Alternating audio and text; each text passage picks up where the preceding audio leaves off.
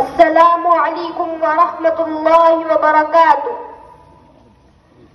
ವೇದಿಕೆಯ ಮೇಲೆ ಆಸೀನರಾಗಿರುವ ಗಣ್ಯಾತಿ ಗಣ್ಯರೇ, ಶಿಕ್ಷಕರೇ, ಪೋಷಕರೇ ಮತ್ತು ನನ್ನ ಸಹಪಾಠಿಗಳೇ, ಎಲ್ಲರಿಗೂ ಸ್ವಾತಂತ್ರ್ಯೋತ್ಸವದ ಶುಭಾಶಯಗಳು. 1947 ಆಗಸ್ಟ್ 15 ರಂದು ನಮ್ಮ ದೇಶಕ್ಕೆ ಸ್ವಾತಂತ್ರ್ಯ ದೊರೆಯಿತು. ಇದರ ಸವಿ ನೆನಪಿಗಾಗಿ ಪ್ರತಿ ವರ್ಷ ನಾವು ಆಗಸ್ಟ್ 15 ಸ್ವಾತಂತ್ರ್ಯ ದಿನವನ್ನು ಆಚರಿಸುತ್ತೇವೆ. ನಮ್ಮ ದೇಶವು ಬ್ರಿಟಿಷರ ಗುಲಾಮಗಿರಿ ಎಂಬ ಅಂಧಕಾರದಲ್ಲಿ ಮುಳುಗಿ ಹೋಗಿತ್ತು. ತ್ಯಾಗ ಮಾಡಿ ಸಾಕಷ್ಟು ದೇಶ ಪ್ರೇಮಿಗಳು ತಮ್ಮ ದೇಶಕ್ಕಾಗಿ ತ್ಯಾಗ ಮಾಡಿ ಬ್ರಿಟಿಷರ ವಿರುದ್ಧ ಹೋರಾಡಿ ನಮ್ಮ ದೇಶಕ್ಕೆ 1947 ಆಗಸ್ಟ್ 15 ರಂದು ಸ್ವಾತಂತ್ರ್ಯ ತಂದುಕೊಟ್ಟರು. ಈ ಸ್ವಾತಂತ್ರ್ಯ ಹೋರಾಟದ ಏಳು ಬೀಳುಗಳು ಒಂದಲ್ಲ, ಎರಡಲ್ಲ, ನೂರಾರು.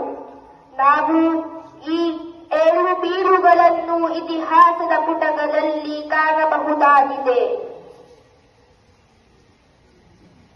ಭಾರತ ದೇಶದ ಸ್ವಾತಂತ್ರ್ಯ ಹೋರಾಟದಲ್ಲಿ ಹಿಂದೂ ಮುಸ್ಲಿಮರೆನ್ನದ ಎಲ್ಲ ಭಾರತೀಯರು ಒಂದುಗೂಡಿ ಐಕ್ಯತೆಯಿಂದ ದೇಶಕ್ಕಾಗಿ ಎಲ್ಲ ಭಾರತೀಯರು ಒಂದುಗೂಡಿ ಐಕ್ಯತೆಯಿಂದ ದೇಶಕ್ಕಾಗಿ ಹೋರಾಡಿದ ಇತಿಹಾಸದ ಘಟನೆಗಳು ನಮಗೆ ಐಕ್ಯತೆಯ ಪಾಠವನ್ನು ಕಲಿಸುತ್ತೇವೆ.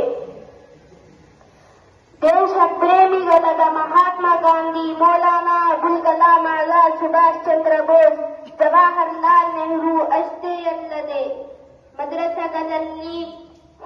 ಮದರಸಗಳಲ್ಲಿ ಇದ್ದಂತಹ ಎಷ್ಟೋ ಇಸ್ಲಾಂ ಧರ್ಮದ ಉಲಮಾಗಳು ದೇಶಕ್ಕಾಗಿ ತಮ್ಮ ಪ್ರಾಣವನ್ನು ತೆತ್ತಿರುವುದನ್ನು ಕಾಣಬಹುದಾಗಿದೆ. ಈ ಹಿರಿಯರ ತ್ಯಾಗ ಬಲಿದಾನಗಳನ್ನು ನೆನೆಯಬೇಕಾಗಿರುವುದು ಭಾರತೀಯರಾದ ನಮ್ಮೆಲ್ಲರ ಕರ್ತವ್ಯವಾಗಿದೆ ಎಂದು ಹೇಳುತ್ತಾ ಭಾಷಣವನ್ನು ಮೊದಲು ಅವಕಾಶ ಮಾಡಿಕೊಟ್ಟಂತಹ ಎಲ್ಲರಿಗೂ ಧನ್ಯವಾದಗಳನ್ನು ಹೇಳುತ್ತಾ ನನ್ನ ಈ ಭಾಷಣವನ್ನು ಮುಗಿಸುತ್ತೇನೆ. ಅಸ್ಸಲಾಮು ಅಲೈಕುಂ ವರಹ್ಮತುಲ್ಲಾಹಿ ವಬರಕಾತು.